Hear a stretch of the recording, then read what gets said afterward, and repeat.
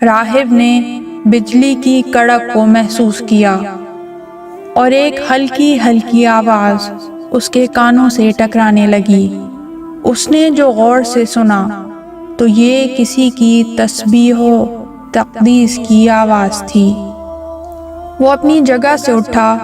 और अपने हुजरे से सर को बाहर निकाला तो देखा एक संदूक है जो उसके मस्कन की दीवार से मुत्तसिल रखा हुआ है, और एक नूर है जो उससे साते होकर आसमान की जानिब बुलंद हो रहा है, और फरिश्ते